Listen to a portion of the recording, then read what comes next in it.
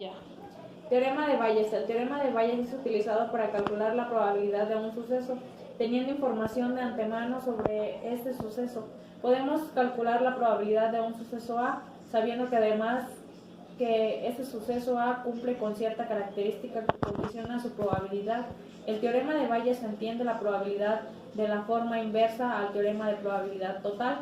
El teorema de la probabilidad total hace indiferencia sobre el suceso B a partir de los resultados del suceso A.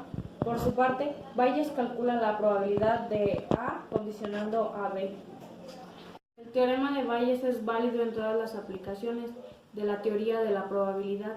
Sin embargo, hay una controversia sobre el tipo de probabilidades que emplea. En esencia, los seguidores de la estadística tradicional solo admiten probabilidades basadas en experimentos reptiles y que tengan una información empírica, mientras que los llamados estadísticos bayesianos permiten que probabilidades subjetivas.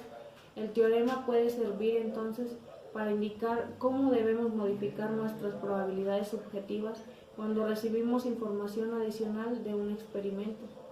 La estadística bayesiana está demostrando por su utilidad en ciertas estimaciones basadas en el conocimiento subjetivo a priori y el hecho de permitir revisar de estas estimaciones en función de la evidencia empírica es de lo que está abriendo nuevas formas de hacer el conocimiento.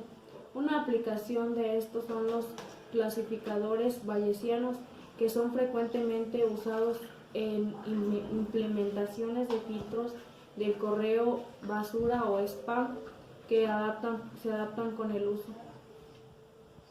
Para calcular la probabilidad tal y como la definió Bayes en este tipo de sucesos, necesitamos una fórmula. La fórmula es de probabilidad AN sobre probabilidad B es igual a probabilidad B sobre probabilidad AN por probabilidad AN entre probabilidad BA por probabilidad A, donde B es el suceso sobre el que tenemos información previa y AN son los distintos sucesos condicionados. En la parte del numerador tenemos la probabilidad condicionada y en la parte de abajo la probabilidad total.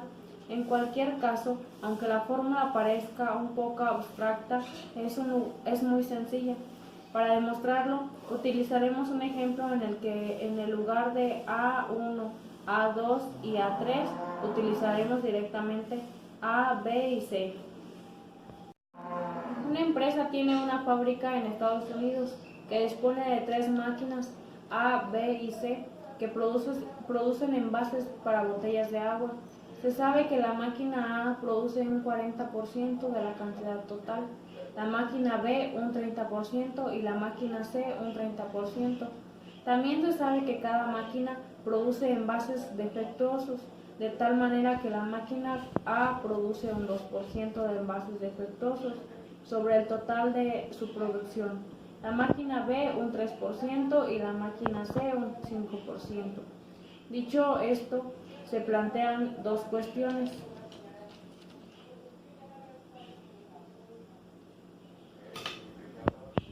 Productividad de la máquina A es igual al 40%, productividad de la máquina B es igual al 30%, productividad de la máquina C es igual al 30%.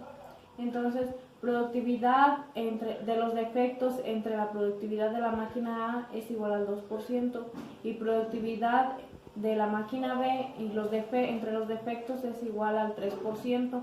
Productividad de la máquina C entre los defectos es igual al 5%.